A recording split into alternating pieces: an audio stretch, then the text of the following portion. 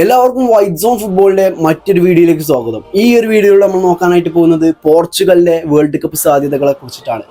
പോർച്ചുഗലിനെ കുറിച്ച് സംസാരിക്കുകയാണെന്നുണ്ടെങ്കിൽ കഴിഞ്ഞ വേൾഡ് കപ്പും ഈ ഒരു വേൾഡ് കപ്പൊക്കെ എടുത്തു നോക്കുകയാണെന്നുണ്ടെങ്കിൽ പോർച്ചുഗലിന്റെ ആ ഒരു സ്ക്വാഡ് ഡെപ്ത് എന്ന് പറയുന്നത് മാരകമാണ്. ഈ ഒരു പ്രൈം ബെൽജിയം എന്നൊക്കെ പറയുന്നതായിരിക്കും 2014-18 കാലഘട്ടത്തിൽ ബെൽജിയത്തിന്റെ ആ ഒരു സ്ക്വാഡിന്റെ മോഡലാണ്. അത്രയും നല്ലൊരു ഓപ്പർച്യൂണിറ്റിയാണ് ഈ പോർച്ചുഗലിനെ സംബന്ധിച്ചിടത്തോളം നിലവിലുള്ളത്. ഈ ഒരു കാലഘട്ടത്തിൽ പോർച്ചുഗലിനെ കൊണ്ടൊരു വേൾഡ് കപ്പ് അടിക്കാൻ സാധിക്കുകയാണെന്നുണ്ടെങ്കിൽ, ഈ ഒരു പ്രൈമിൽ സാധിക്കുകയാണെന്നുണ്ടെങ്കിൽ അത് ഏറ്റവും വലിയ ഒരു കിട്ടൽ തന്നെയാകും ആ ഒരു ചെറിയ രാജ്യത്തെ സംബന്ധിച്ചിടത്തോളം എന്നുള്ളതാണ്. അപ്പോൾ നമ്മളിപ്പോൾ നോക്കാൻ പോകുന്നത് 2026 വേൾഡ് കപ്പിൽ പോർച്ചുഗലാണോ സത്യത്തിൽ ഫേവറേറ്റ്സ് എന്നുള്ളതാണ്.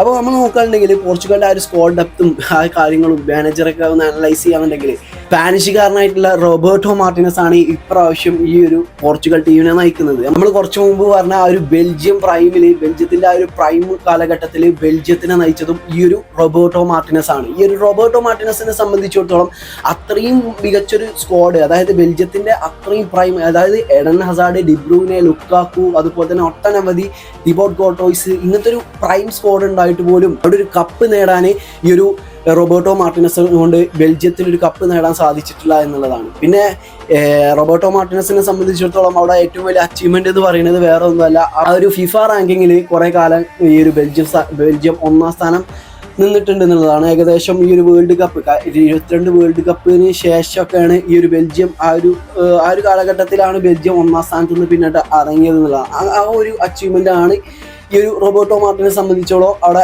നേടാൻ സാധിച്ചിട്ടുള്ളത്. എൻ്റെ ഒരു അഭിപ്രായത്തിൽ ഇത്രയും മോശപ്പെട്ട റെക്കോർഡുള്ള, അല്ലാന്നുണ്ടെങ്കിൽ ആ ഒരു സ്ക്വാഡിനെ മാനേജ് ചെയ്തൊരു കപ്പ് വിൻ ചെയ്യാൻ കഴിയാത്ത ആ ഒരു റോബർട്ടോ മാർട്ടിനസിനെ ഇത്രയും നല്ലൊരു സ്ക്വാഡ് എന്ത് ധൈര്യത്തിലാണ് പോർച്ചുഗൽ ഏൽപ്പിച്ചത് എന്നുള്ളതാണ്. പക്ഷേ ഈ ഒരു വേൾഡ് കപ്പത്തെ ഏറ്റവും മികച്ച സ്ക്വാഡും പോർച്ചുഗലിന്റെ കയ്യിലാണെന്ന് നമുക്ക് പറയാൻ പറ്റില്ല. ഈ ഒരു സെക്കൻഡ് ബെസ്റ്റ് സ്ക്വാഡൊക്കെ പോർച്ചുഗലിന്റെ കയ്യിലുണ്ട് എന്നുള്ളതാണ്. പക്ഷെ നമുക്ക് ഒരു കാര്യം ഡയറക്റ്റ് ആയിട്ട് പറയാം, അതായത് ഈ ഒരു വേൾഡ് കപ്പിലെ ഏറ്റവും മികച്ച മിഡ്ഫീൽഡ് ഉള്ളത് അത് പോർച്ചുഗലിനാണ്. പോർച്ചുഗലിന്റെ മിഡ്ഫീൽഡ് നോക്കുകയാണെന്നുണ്ടെങ്കിൽ ഇപ്പോഴത്തെ ഏറ്റവും മികച്ച, ഇപ്പം നമ്മൾ വേൾഡിലെ ഏറ്റവും മികച്ച മിഡ്ഫീൽഡർ എന്ന് പറയുന്ന വിറ്റീനിയ അവരിലുണ്ട്. അതുപോലെ തന്നെ മാഞ്ചസ്റ്റർ യുണൈറ്റഡിന്റെ ആ റിതം കൺട്രോൾ ചെയ്ത് ആ ഒരു ടീമിനെ തന്നെ പിടിച്ചു നിർത്തുന്ന ബ്രൂണോ ഫെർണാണ്ടസ് ഉണ്ട്, ബെർണാഡോ സിൽവ ഉണ്ട്, ജാവോ നെവസ് ഉണ്ട്, പിന്നെ റൂബൻ നെവസ് ഉണ്ട്. അങ്ങനത്തെ കുറെ നല്ല നല്ല മിഡ്ഫീൽഡേഴ്സ് ഉണ്ട്. അതുകൊണ്ട് തന്നെ ആ ഒരു മിഡ്ഫീൽഡിൽ കളി മെനയാൻ പോർച്ചുഗലിനെ കൊണ്ട് നല്ല രീതിയിൽ തന്നെ സാധിക്കും എന്നുള്ളതാണ്. പിന്നെ അറ്റാക്കിംഗ് തേർഡ് നോക്കുകയാണെന്നുണ്ടെങ്കിലും ബാക്ക് ലൈൻ നോക്കുകയാണെന്നുണ്ടെങ്കിലും നല്ലൊരു സ്റ്റാൻഡേർഡ് ടീം തന്നെ ഈ ഒരു പോർച്ചുഗലിനെ സംബന്ധിച്ചിടത്തോളം ഉണ്ട് എന്നുള്ളതാണ്. പക്ഷേ നമ്മൾ റോബർട്ടോ മാർട്ടിനസിനെ കുറിച്ച് ഇങ്ങനെയൊക്കെ പറയുമ്പോഴും 2025 യുവേഫ നാഷൻസ് ലീഗ് നേടാൻ ഈ ഒരു റോബർട്ടോ മാർട്ടിനസിന് പോർച്ചുഗലിന്റെ കൂടെ സാധിച്ചിട്ടുണ്ട്. അതൊരു പോസിറ്റീവ് കാര്യമാണ്. അതുകൊണ്ട് തന്നെ ഈ ഒരു ടീമിന്റെ ഇപ്പോൾ ഓൾറെഡി അയാളൊരു കപ്പ് അടിച്ചിട്ടുണ്ട്. ആ ഒരു ഇതും പാടൊക്കെ വെച്ച് നോക്കുമ്പോൾ ഒരു ഫൈനൽ വരെ പോകാൻ സാധ്യത കൽപ്പിക്കുന്ന ഒരു ടീം തന്നെയാണ് പോർച്ചുഗൽ എന്ന് പറയുന്നത്. ഇപ്രാവശ്യത്തെ ആ ഒരു ഇതിൽ ടോപ്പ് 2 ഞാൻ ഒരു ചാൻസ് കൊടുക്കുന്നത്, അതായത് വേൾഡ് കപ്പ് അടിക്കാൻ ടോപ്പ് 2 അല്ലെങ്കിൽ ടോപ്പ് 3 ഞാൻ ചാൻസ് കൽപ്പിക്കുന്ന ഒരു ടീമാണ് പോർച്ചുഗൽ എന്ന് പറയുന്നത്.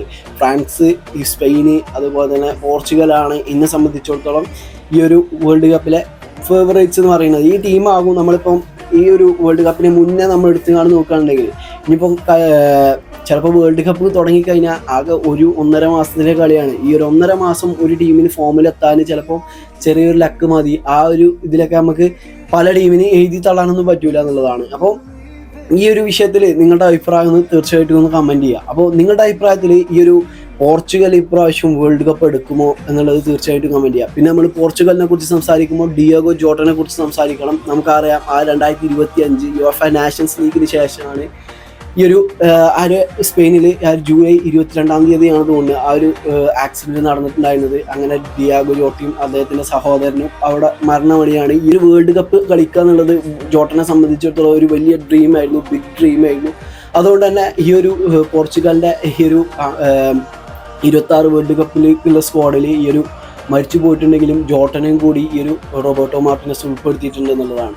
അപ്പോൾ നമ്മളുടെ വീഡിയോ ഇത്രയേ ഉള്ളൂ. നിങ്ങളുടെ പോർച്ചുഗലിൻ്റെ സാധ്യതകളൊക്കെ ഒന്ന് തീർച്ചയായിട്ടും കമൻറ്റ് ചെയ്യുക. പിന്നെ ഈ ഒരു വീഡിയോ ഇഷ്ടപ്പെടുകയാണെങ്കിൽ തീർച്ചയായിട്ടും ഒന്ന് ലൈക്ക് ചെയ്ത് നമ്മളെ ചാനൽ ഒന്ന് സബ്സ്ക്രൈബ് ചെയ്ത് കൂടെ. ഓക്കെ.